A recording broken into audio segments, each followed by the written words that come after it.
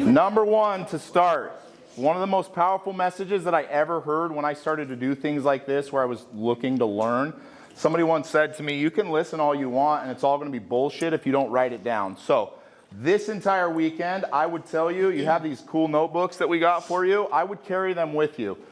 Throughout the entire weekend, you're going to hear some cool stuff. You're going to hear things that resonate with you. Let me tell you something. Do not write down what you hear. Write down whatever it is that you hear that makes you think and feel something.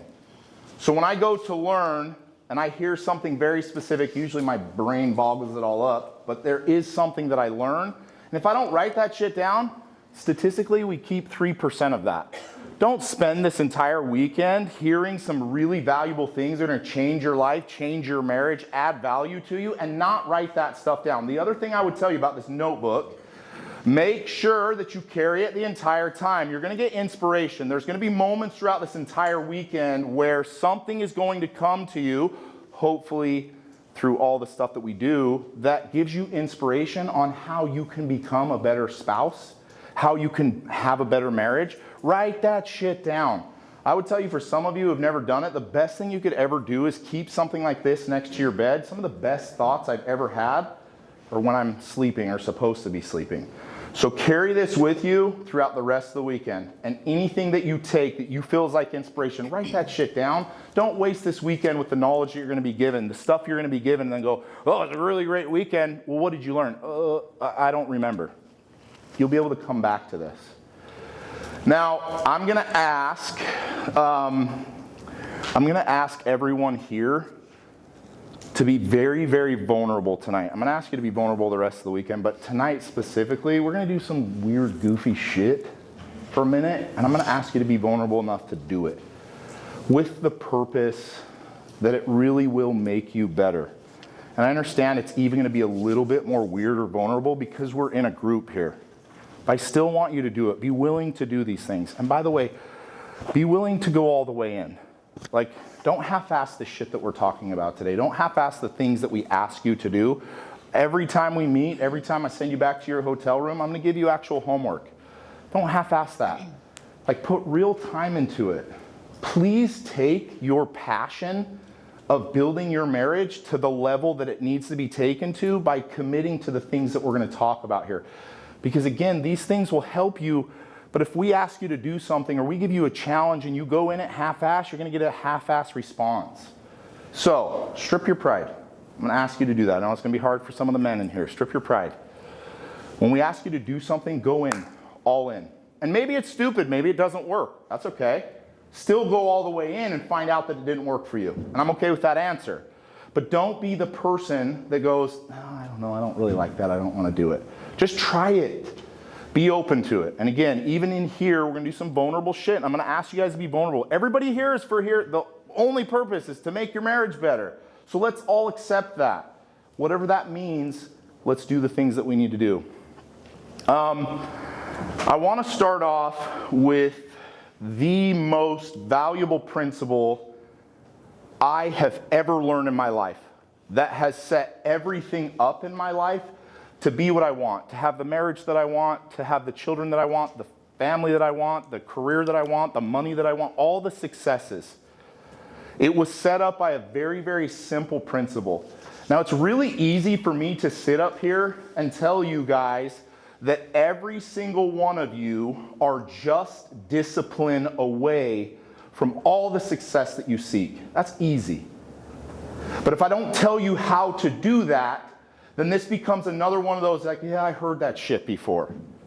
Everything that you learn here, if it's just another message that you've heard or maybe you recognize, but I don't tell you the how, none of this is going to matter. It won't. And if discipline is the only thing that is the difference between the success I'm at and the success that I seek, then I should focus on becoming more disciplined. Now, some of you hear that and you go, what does that have to do with my marriage? It's the discipline that it takes for you to do the things in your marriage that you must to build the marriage that you want to build. Now, this is the first thing I want you to write down. And I think the most valuable lesson I've ever learned, it's been all of my success. True perspective breeds discipline. Now, when you hear that, some people understand it, some don't. True perspective breeds discipline. I'm going to help you shift your perspective today. And I'm going to do that by doing what Marcus Aurelius taught. One of my favorite philosophers in the whole world teaches a very simple principle. And for those of you who get to mentor with me, you hear this stuff all the time. Marcus Aurelius taught that you should contemplate death on a daily basis. He said a man should contemplate death on a daily basis. Why? Why should I contemplate death? Because it puts me into the right perspective to understand that this life is only this long. And I don't really know how long I have. And if I don't know how long I have, I should treat it better and do what I must in the time that I am given. Now, I would take Marcus Aurelius' saying and go one step further. You should contemplate the death of the people that you love the most. And this is where it gets really hard. It almost gets dark. One of my really good friends, Tim Grover, he was Michael Jordan's coach and Kobe Bryant's coach. I get to speak at a lot of events, and I was backstage with him when we were talking. And he said to me, most people don't understand that you have to go into the darkness to find your light. Most people aren't willing to go in the darkness. And I was like, man, that's really powerful. He said, if I lit a flame in this room, you would see the flame. But if I shut off all the lights and it was completely dark in here, everyone would see that flame perfectly. And he said, most people will never really find their light because they're not willing to go to the darkness. And what he was talking about was something very specific in going into the darkness to find your light to give to the world. What I'm talking about is going into a dark place to get into the right perspective. And when people hear this, most people are like, contemplate the death of my family? Contemplate the death of my wife? That's kind of dark. I agree. But in that thought, it shifts my perspective to allow me to have discipline to do what I must do. And when I understand that, then I should do everything possible to continually shift my perspective to breed the discipline that it's going to take for me to have the marriage that I want to have. Because where you are today, no matter how good your marriage is, by the way, it can get better. And the only way to get it better is by being disciplined to principles we're going to talk about this weekend. You're going to learn the rest of your life. And if you learn it and you don't do it, it doesn't matter. So it will go all the way back to discipline. And this simple thought will help you to shift on a daily basis to get into the right perspective. The perspective that allows you to stop. When you're going 1,000,000 miles an hour, you got a ton of things to worry about. And go, what's most important? What is the most important thing in my life? For me, I can't speak for everybody here. It's that woman right there. The most important. And when I learn to shift my perspective, it breeds the discipline that I must have to be the husband to her, to be the father to our children, to make the decisions that I need and live by the principles I must to be disciplined to them. Because if we're not disciplined, we will never get to where we want to be. So I have an hourglass that I keep on my desk. It's not this one. I didn't want to bring it because it's too big. But I wanted to bring this one. And for a moment, I want every single one of you to think about the time that you are allotted in your life to have the current relationship that you have. How much time? Some of you have been married 20 years, 5 years, 10 years. But at some point, we all run out. Like that hourglass is running for every single one of you. Your time in your relationship is actually running out, even as we speak. And if I don't take this and put this in the forefront of my mind, I can never truly be in the right discipline to do what I need to do, to say what I need to say, to feel what I need to feel, to share what I need to share, to take the action I'm supposed to take. Now, for me, I contemplate death every day. I contemplate the death of my sweet wife every day, my children every day. And every day I start out with literally picturing this. Now, some of you again are thinking, well, that's kind of morbid. But do you realize what that does to you when you realize that this is slowly running out? It shifts everything. The things that you don't want to say, you say. The things you don't want to do, you do.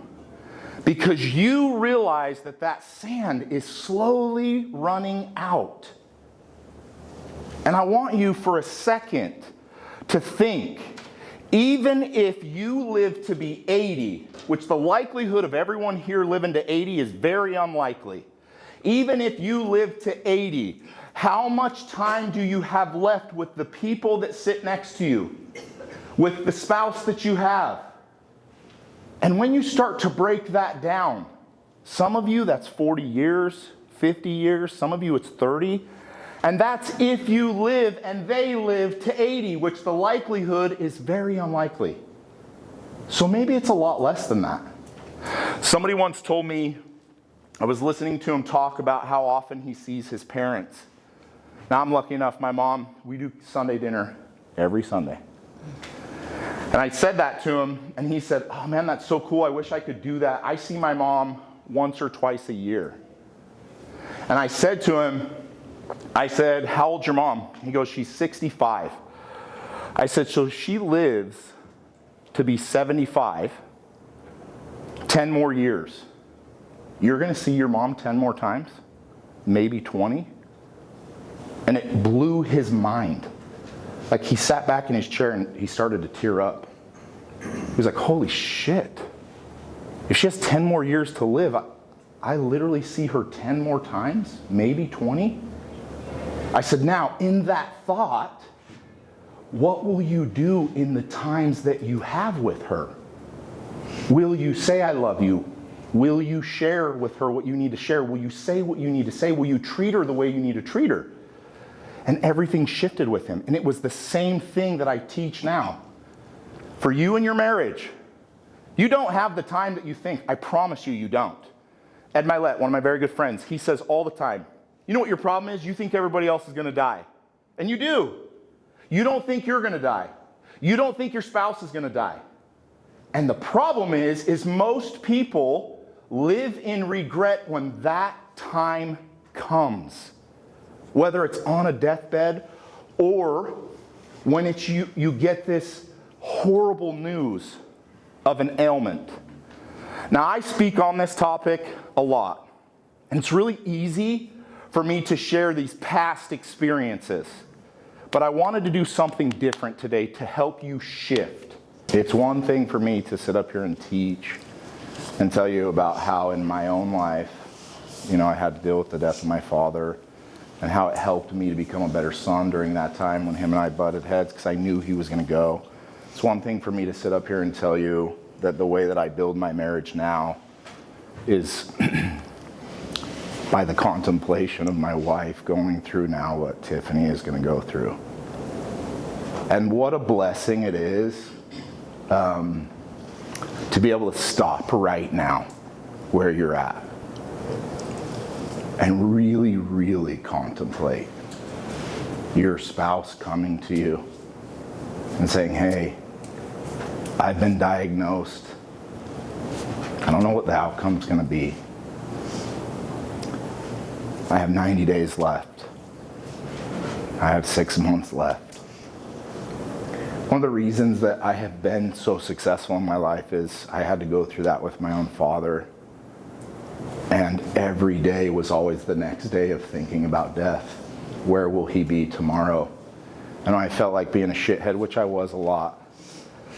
It would stop me in my tracks, and I would think as I fight with my dad, how much time do I have left?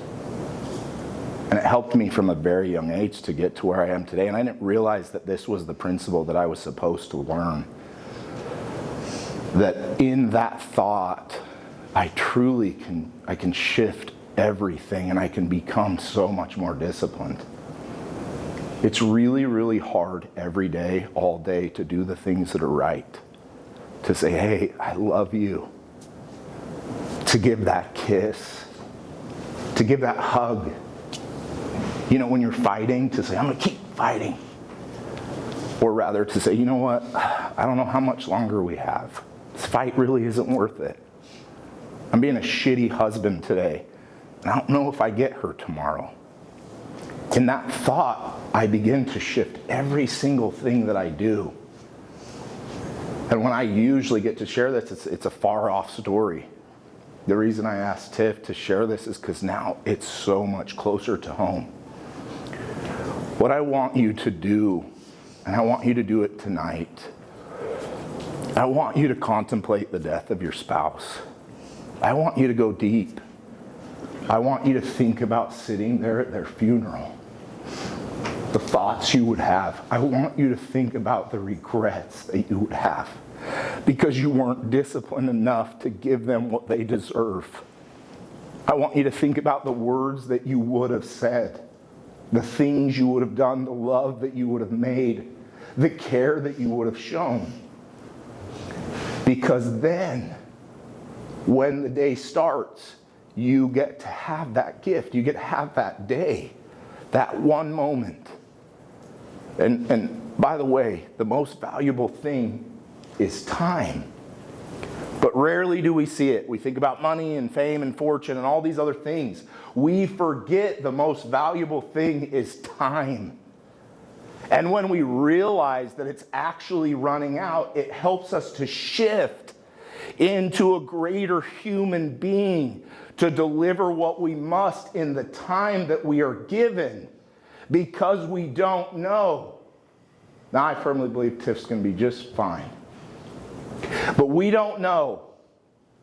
And you know, the only difference between her and everybody else here is the doctor just said something to her. You don't know how long you have. You don't. The first exercise that I want to do tonight, in this perspective, in this moment, and I know we're kind of close together, so I'm going to ask you to stand up and separate a little bit. I want you to contemplate this for a moment. I want you to think, put yourself in that place just for a moment. That when the time comes, that it's over, and this is it, this is the last day, the last moment, the last kiss, the last time I get to say I love you. What will I do? What will I say? Will I have regrets? What will those regrets be? And then you go back. You go back and you say, I will not do that. I'm not going to sit there on my deathbed or on theirs and be filled with regret. I'll tell you, one of the most powerful moments of my life was 21 years old when I sat next to a dying father and I listened to his regrets. And I vowed to myself, I will not have those. And every single day, from the time my father died until today, without fail, I have contemplated the death of myself, my wife, my children, even my best friends. Because then that allows me to show up as the human being, the greatest version of me for them. Because if Rob's my best friend and he goes tomorrow, what will I regret that I didn't say, that I didn't do when I stand there on his gravesite and say, damn it, why didn't I say it more? Why didn't I show up more? Why didn't I give more? And do you understand what that does to you as a human being? It gives you power to show up. Our greatest problems in marriage is not what our potential is. It's that we don't do it. We don't live up to it. We think we have another day. We have more time. I wish that a human being would have sat in front of my father and in front of me and in front of my mom and had this exact same conversation. Even though we knew early on my dad was going to die young. And it taught us enough to have a decent enough amount of perspective to be the wife that she needed to be the son that I needed to be. Because I only have so much more. So what I want you to do, just in this moment, and by the way, thank you so much, Tiff, for sharing that with us. I know that's a very, very powerful and vulnerable thing for you to share. But it sets up this moment right now, which is what I want to do. I want you guys to separate just a little bit, because I want to try to have as much space as we can.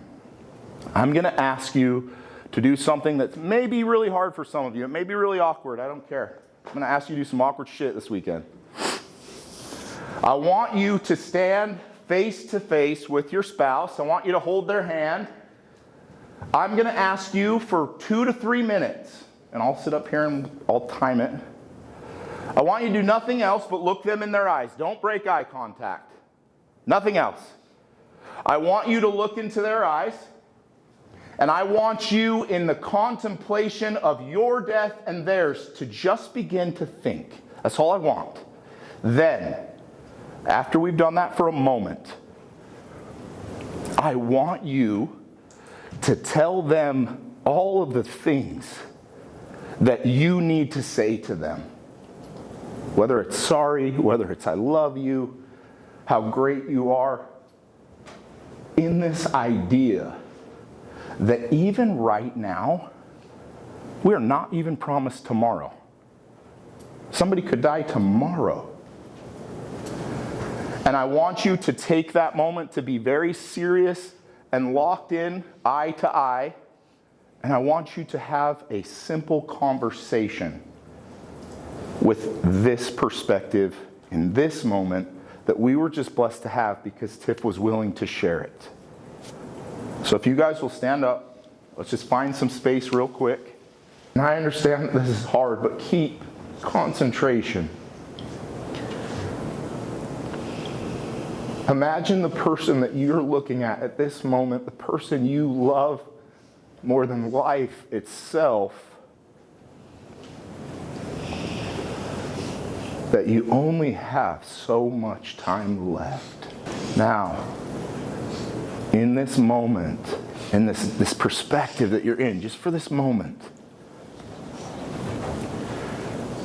understand that this may be the last conversation that you're going to have. And I want you to take turns one by one, keeping eye contact. And tell them maybe the most powerful message you're ever going to tell them. What you want them to know. What you want them to feel. And I want you to take turns doing it. Good work. I know it's a little bit weird to do that in a room full of strangers. But if you can do that in a room full of strangers, imagine what you can do alone, together. If I ask you to do hard shit today, it'll get much easier when you have the opportunity to do it at night, alone. Now, as we focus on what is most important, which obviously we now are in the right mindset to be there, that it is our marriage, and that this person that we're sharing this journey with is the most important person, and that if I can continually keep in perspective this idea that I'm only given so much time, and through that perspective it will breed discipline, then I must identify where do I lack discipline and where must I focus on becoming more disciplined. Now, I want tonight's one piece that I share with you as we start to dive into where you can become more disciplined to only be one attribute. One.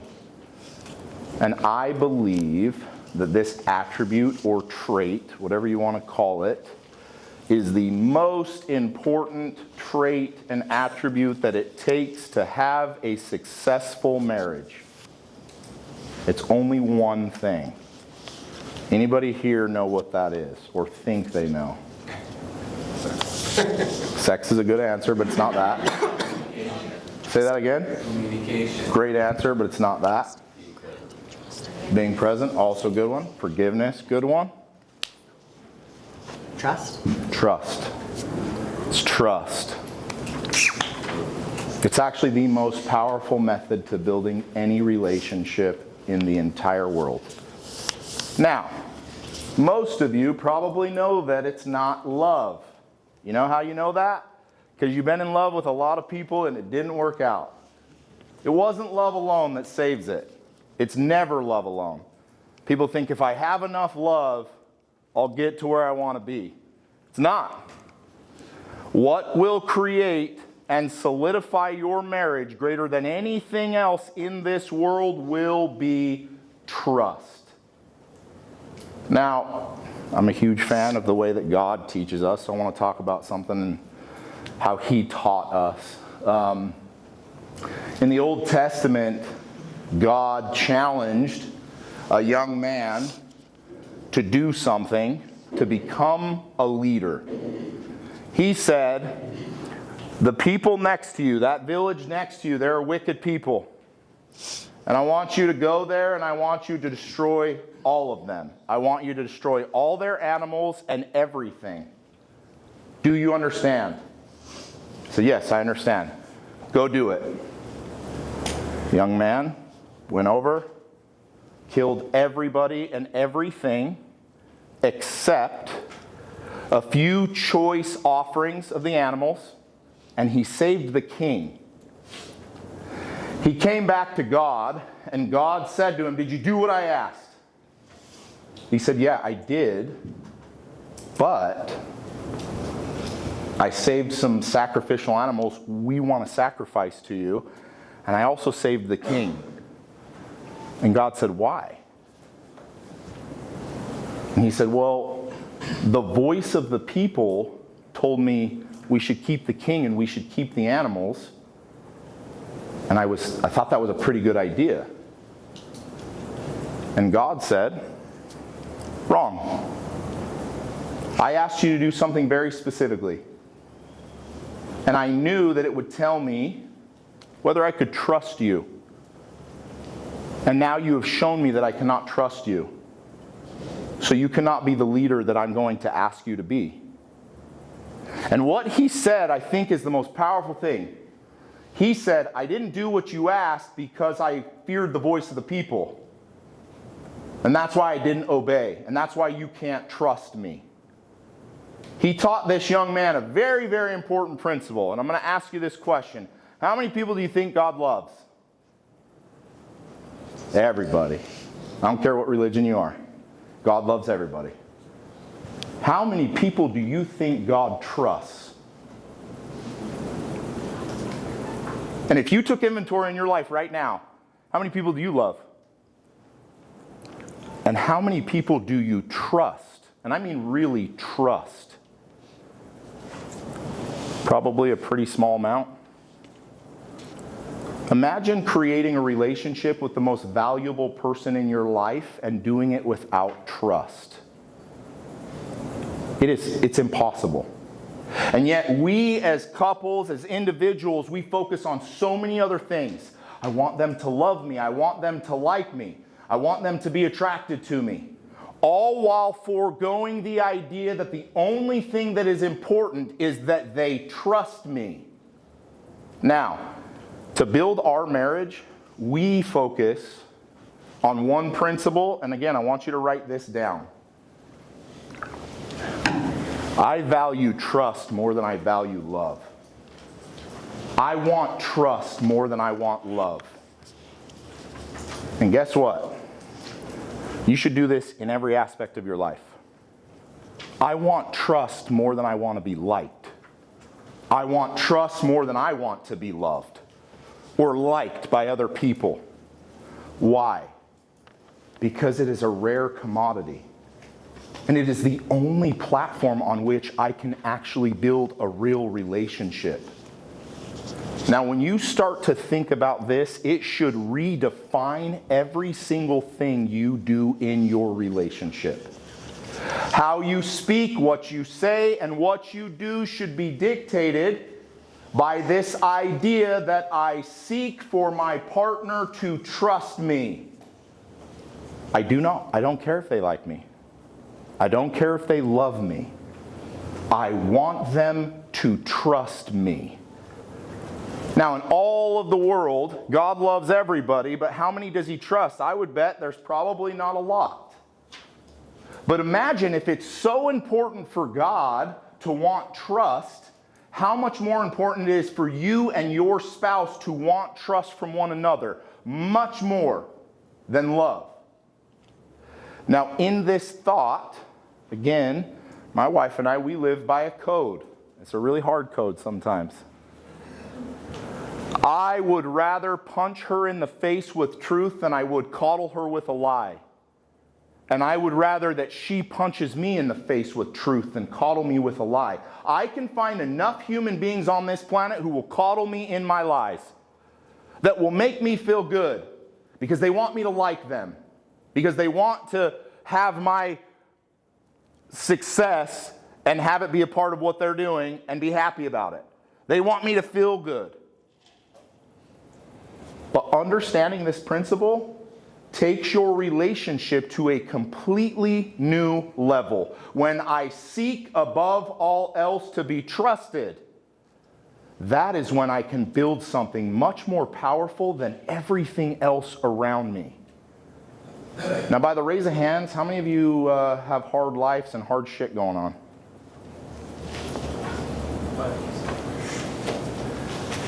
How many of you, in all the trials and challenges in your life, want one person in all of that shit to be able to turn to with full confidence of trust rather than anything else? Because I'll tell you, I don't care how many friends you have, you'll find enough people out there that will just love you and your shit, feed your bullshit. But how valuable is it to be in a relationship where you and they seek truth and seek trust above all else? Maybe the only person that will sit back in your shit and tell you the right stuff, not the stuff you want to hear. That will sit down and tell you you're wrong, that will sit down and tell you you need to fix something, that will genuinely look you in your eyes without guile or hate or anger or jealousy and tell you the things you don't want to hear. Now, I would bet most of you are here to learn how to communicate better, to have real conversations. Real conversations cannot happen without trust. When I think the person that's talking to me is seeking for my like or my love, I cannot trust them. And by the way, when someone comes to me with criticism and wants to tell me about my bullshit and I don't trust them, I take nothing that they have to say. Nothing. But when I'm in a relationship that I trust that human being will tell me what I need to hear because they love me, everything shifts in the way that we communicate. Now, a lot of us, we get into fights. And when we fight, we get into this place of defensive mode. That's where we really struggle in our ability to communicate. I no longer have defense mode when I trust the human being that's telling me what they're telling me is doing it because they love me, because they're willing to go the rounds, because they're willing to punch me in the face with truth rather than coddle me with a lie. It shifts the conversation. It shifts the ability to communicate. I no longer look at them as an enemy. I don't have to be defensive to you. We're on the same team, and I trust that we're on the same team. And when you tell me I'm not doing my duty, I can take it differently. When you guys focus on trust, everything you speak about, everything you argue about, everything you debate begins to become something more important than just, we're here butting heads, we're here fighting. We're struggling to communicate because I'm mad she's saying this. We're struggling to do this because I'm mad she did this.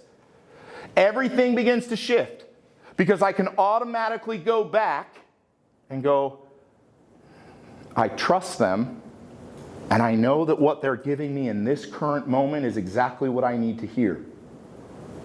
Now, if you don't believe this principle, I want you to think about the easiest person to trust. For me in my life, that's God. I would imagine my conversations with God are going to be much, much different than they would be with any other person, even if it is the same conversation. Why? Because I don't think that God has any other reason to tell it to me than because He loves me and He knows that this is what I need. And when I build that relationship with my spouse, it is if I can begin to communicate with God without being worried about, well, are they doing this to piss me off today? Are they doing this because they're jealous? Are they doing this because they're mad? Or are they doing this because they love me and they know that this is what it's going to take to get to the solution that we seek? If you sat down and had the same argument you've had with your spouse multiple times and you had it with God, and God said to you what your spouse is saying to you, would you take it the same way? Or would you trust that was being said to you was exactly what you needed to hear? And how would you take it? Would you fight with him? Would you be defensive? Or because of what you believe in him, you would go, you know what? I don't have anything left. Okay, if that's what I got to do, as hard as that is to hear. One of the greatest things about having a beautiful relationship is having someone who will punch you in the mouth with truth and not coddle you with a lie. Because I could dare bet every one of you can go back to your workspaces, you can go back to your employees, you can go back to your partners, and they will coddle you with lies to make you feel the way you want to feel. And in a beautiful relationship built on trust, you can always go back to that one person and trust that what is being said is for the betterment of you together because you are a team. Now, some of the things we're going to talk about even this weekend is trying to figure out why we lack the communication that we lack. Why we struggle to say the things we need to struggle. And most of the time it's because two people don't realize they're on the same team and they butt heads. In a beautiful, trusting marriage, we're on the same team. And we have a problem. And we must find the solution together. And if I trust you and you trust me, then I trust that the conversations we are about to have, no matter how hard they are for the betterment of this marriage. So, I have a challenge specifically tonight as you guys go home. I like to call this companionship inventory. And for those of you who mentor with me, you've heard this a million times. But we're going to shift it just a little bit tonight. And I want you to do exactly what I'm saying. Don't break anything from what I'm telling you to do. Tonight, I want you to sit down with your spouse. I want you to have a pen and paper. I want you to sit there just like you just did, eye to eye. And I want you to start off companionship inventory with a really simple thing. I want you to tell them all the things that you love about them. All the things that are great. And go deep. Don't give them fake shit. Go deep. Then, I want you to ask them a very specific question. How can I build trust in you? What must I do better to gain your trust? How can we build our trust? Now, this is where it's going to get hard for the men. You guys are going to be really good at deflecting and being defensive when she gives you some shit. Here's my advice for you. Shut the fuck up and listen. You don't get to say anything. Write it down for him. You don't get to say anything. I want you to sit there and I want you to listen to what she says. No excuse, no defense. Shut up and listen. Then, this will be hard again for the men, I want you to regurgitate exactly what she says so that she understands you heard it and comprehended it. Because you might do what I do. She's going to tell me something, I'm going to say it back, and it's not anything close to what she said. So that we can correct it, and I can go backwards and go, all right, I didn't comprehend that. Let's make sure that I comprehend it, and you know I comprehended it. Then, I want you to do the same thing with your spouse. After you have done this, I want both of you to sit in that moment and write. What must we do to build the most valuable thing we can build? Trust. We just labeled it out. You told me how I could build trust with you, and I told you how you could build trust with me. Let's write it down. That's what I should focus on. Because I want you to trust me, and I want to trust you. And if there is anything that is worth building in a marriage, it will be that platform of trust. And I promise you, by the way, the hardest shit that you are going to go through in the next years of your marriage will not even come close to breaking you. Real trust cannot be broken. Love can. Many of you have been in relationships you loved somebody else and you're not there today. It will be trust. I want you to lay out a plan with your spouse. I heard what you said. You said you want me to do this, this, and this. Okay, we're on the same page. Now, I want to plan out how we will do this. It doesn't do anything for you when there are no deliverables. Give me deliverables. And if I do not set a metric to it, there is no progression. Where there is no metric, there is no progression.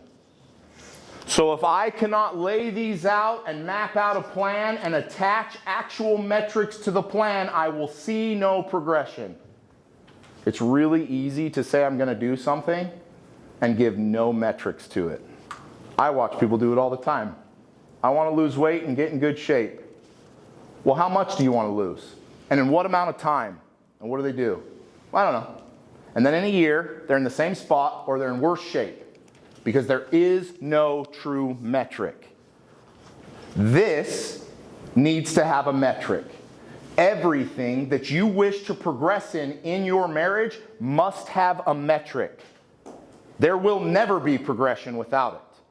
So understand, any goal you set from today forward in your relationships, in your business, in anything you do, if I cannot give a metric to it, I will not find progression in it. And when I can give a metric and a specific metric, I can have very, very specific progression. And as I label that out with my spouse, we now become accountable to each other. One of the greatest things about having a spouse, I get to tell you all my goals, and then we get to become accountable to those goals. What I'll ask tonight is you take this time, go through this exercise, companionship inventory, map out how you two together will build trust in yourselves. Give a very specific metric. Write that shit down. Then I want you to take that when you go home, and I want you to put it somewhere that you see it every single day. On your mirror, in your closet. I want you to become accountable, and I want you to remind yourself over and over and over again. Now, the last piece that I want to leave with you tonight. A lot of you have come here with all kinds of issues, concerns, problems. Some of you have great marriages. You have very minuscule problems. But I want to give you one thing that you can focus on that will allow you to get better every single day. Does anybody know, if you've read the book, How to Win Friends and Influence People, what the universal truth is that every human being on this planet wants? Does anybody know? They want to be liked. With recognition. Close. What did you say? They want to be liked. That's probably semi-true. Be listened to? The answer is very close to that, but it's to feel important. That's the number one thing. If you really think about this, everybody does everything in their life for one reason. They want to feel important. You could break it all the way down to that one thing. I bought the house that I bought because it makes me feel important. I bought the car that I bought because it makes me feel important. I dated the girl that I got because she makes me feel important. I make the money that I make because it makes me feel important. The universal truth is to feel important. Now, if you understand that, it becomes a cheat code. I'm always going to be dropping nuggets all weekend, and this is a very powerful one. If you want to build your marriage, forget all the stuff, all the things that we're going to do. The greatest tool I can give you is to understand that your spouse wants to feel important to you more than anything else. I have the opportunity to work with a lot of people. I work with people who go through divorce all the time. I can break down into the simplest form why they're going through a divorce. Because at some point, their spouse stopped making them feel important. Now, the reason this is the cheat code, and I only know this because I use it all the time because I'm very inadequate in our marriage. If you focus so hard on making your spouse feel important to you, all of the failures and mistakes that you make will never even come close to overpowering that one thing. And by the way, the person that should make you feel the most important is your spouse. So as we go throughout the rest of this weekend, and as you go throughout the rest of your marriage, this one simple thing, this one simple piece of information can literally shift every aspect of your marriage. You know what? You know why we're fighting today? Because I didn't make her feel important. Do you know why we're arguing? Do you know why we're not having sex? Do you know why we're not where we want to be? Because I didn't make her feel important to me. And here's the hard part. I used to think that would mean just tell her how important she is. That's not the way it works. We had a really good conversation today about how we teach our children. It's never through words. I wish it was. It's not. It's through our actions. Our actions are really the only thing that speak for us. So if you think you can take this cheat code and just go, okay, every day I'm going to tell them how important they are to me, that means nothing. It will only be through your actions of showing them. Now, I'm not saying it's not a good idea to tell them that they're important. But what I am saying is that that will be a pale comparison to the actions that you take to show them that they are important.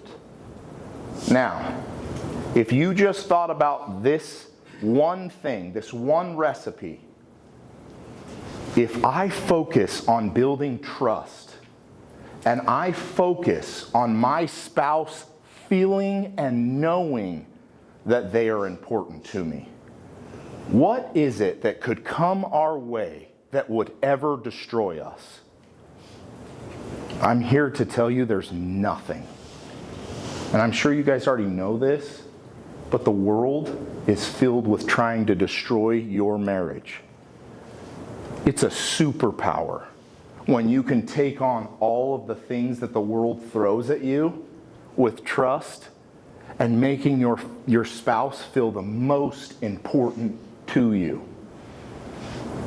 Tonight, after you've done companionship inventory, I want you to take a little bit of time in that same journal, and I want you to write down actionable items that will allow you to express through those actions how I plan to make my spouse feel important to me. And I will tell you this, from someone who makes a million mistakes in a marriage,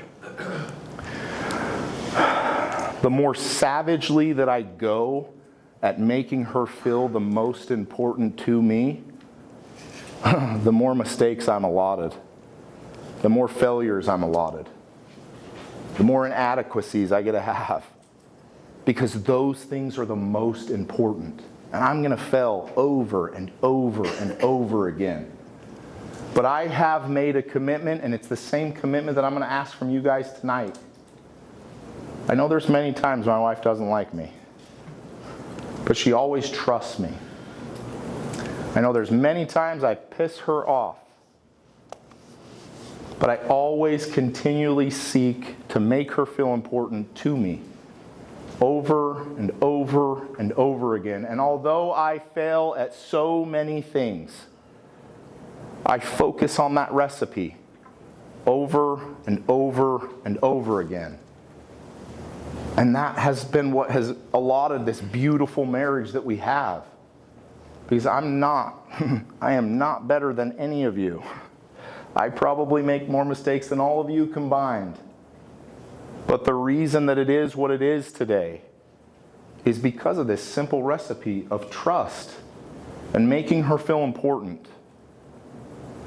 Now again, the last thing, I'm going to ask you to add something to your daily habits.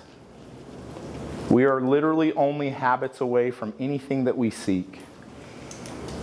I'm going to ask you to do what you did tonight. And when you wake up, I'm a firm believer that I start every single day with gratitude, so I don't shift anything from that. After you're done with your gratitude, after you wake up, I want you to contemplate the death of yourself and your spouse. I want you to contemplate the death of your children and those that you love the most. I want this to become literally a daily habit that you implement every single day.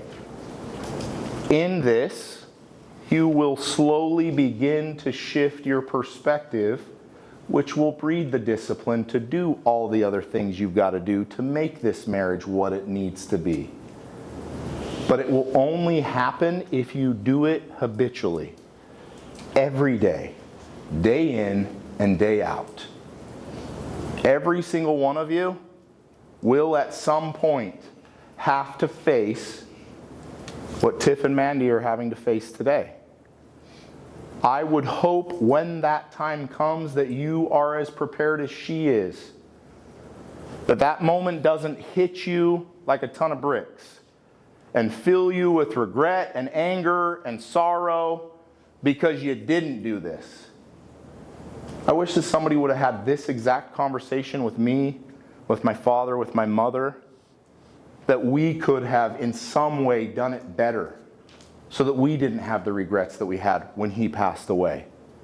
And so that you don't have the regrets you will have if you or they pass away. Spend tonight doing all of these things. Integrate today, right now, when you go to bed tonight, the contemplation of death. Watch what this does to you. I know it sounds small. I know it sounds simple. But every day doing the smallest things is what shifts mountains. Every day doing the smallest habits is what creates the greatest outcomes. And it's only you that get to decide it. And I'll tell you this, as someone who gets to do this often, it is not something that just gets and shifts and then you're done. You got to do this shit every single day. Because if I stop in this, I begin to lose perspective real fast. I begin to neglect the discipline that it takes to be the man, the husband, the father that I need to be. And if we don't continually do it, it just slowly slips away. There are probably things today in your relationship that you didn't do when you first started dating, that you didn't do when you were first married, and it's why your relationship is today where it is instead of where it should be. So understand this principle. A lot of what you'll learn today, tomorrow, this weekend, there will not be one answer that you only have to do one time. It will be something you must implement every single day. I have learned the hard way that there is nothing that is to be implemented only one time. If I cannot do it on a daily basis and make it a habit, it's not real. So whatever you learn all weekend, whatever you learn the rest of your life, if it is not something that you can do every single day, it's not real. Not going to affect anything. It is the only way to what we seek. Now, I keep saying the last thing, but I promise the last thing. Last thing, I promise. I want you tomorrow to do the exact same thing I just asked you to do here. I want you to wake up. I want you to stand next to each other. I want you to look each other in the eyes, as awkward as it was here to do with all of these people. And I want you to do it alone. I want you to contemplate death. I want you to do it together as a spouse, as a couple. I don't know if that's something you can do every single day, but tomorrow I want you to do it. And I want you to have the exact same conversation, and hopefully it'll be a little bit deeper because you're not worried about what your neighbor is going to hear. And spend the time, starting tomorrow, doing the one thing that I'm going to ask you to do every single day for the rest of your life. Deal? Deal. All right.